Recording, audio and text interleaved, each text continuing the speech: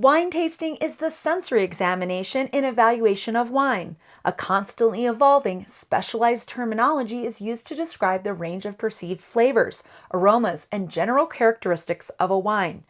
But experiments have proven that most people, even professional tasters, can't tell Plonk from Grand Cru. That's what's so crisp and refreshing about Mark Duggan's Wine Tasting 101 class at Distil in Farmington. There's not a lot of sniffing and swirling going on, but there does seem to be an inordinate amount of laughter. You're watching the Local News Network, brought to you by Express Employment Professionals and CMIT Solutions. I'm Wendy Graham Settle. You noticed as I poured, you couldn't read the label? Yes. I kind of did that on purpose. Why, Dwayne!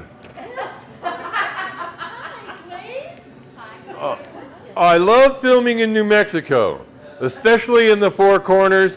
Please thank your Chamber of Commerce. Thank you, Chamber of Commerce. Glad to have you. Are there any native grapes in New Mexico? Dwayne, what a great question. In between the jokes and hijinks, Duggan hits his audience with delicious bits of history on wine, the many places it's grown and all the different ways that it's made. He emphasizes that wine wasn't invented by the French or anyone else, but discovered over time, mostly by accident. Duggan likes to talk about grapes, not taste. So they crossbred Cabernet Franc with Sauvignon Blanc to come up with Cabernet Sauvignon, and that was one of the first cross pollinations that they kind of worked on purpose. Although they were doing the cross pollination, but they didn't know what they were going to come up with. Distil Beer, Wine, and Spirits is a high-end packaged liquor store, but with tables to sit at, a bar to enjoy draft beer, and Duggan's gregarious personality, Distil feels more like a clubby neighborhood saloon where, you guessed it, everyone knows your name. Neither stingy nor snooty about sharing his vast knowledge of new and old world wines, Duggan doesn't use words like earthy, complex, or jammy. Mark was literally just the fountainhead of knowledge for wine coming to New Mexico. And so we have had almost a 20-year relationship of talking about the vines that have come into New Mexico from hundreds of years ago and all the things that you just don't even realize are very local and very phenomenal. And so I love learning about it. I think that if you're gonna want to go on a journey of history, wine is the way to go because there's just so many cool things to know about it. Duggan first tasted wine in the 4th grade when his uncle brought some special bottles from Paris for his father in Albuquerque. That single sip led to a 40-year career in the wine business. As a wine connoisseur, he's passionate about the unending conflict between quality and quantity. Quantity, if we want more juice, we squeeze it a little harder.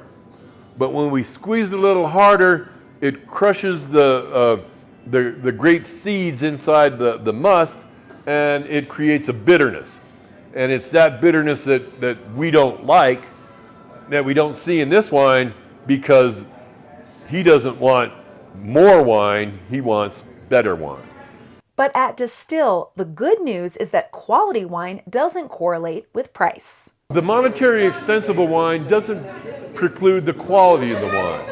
Oftentimes we can get very good quality wines for under $20. Here's a wine from Portugal that was a Wine Spectator Top 100 wine of the year 4 years ago. And it's $14.49. Oop, wrong wine. Here's a bottle of white wine from New Zealand. Again, it was a Wine Spectator Top 100 wine, and it was, at the time, $15. Due to inflation, it's now $19.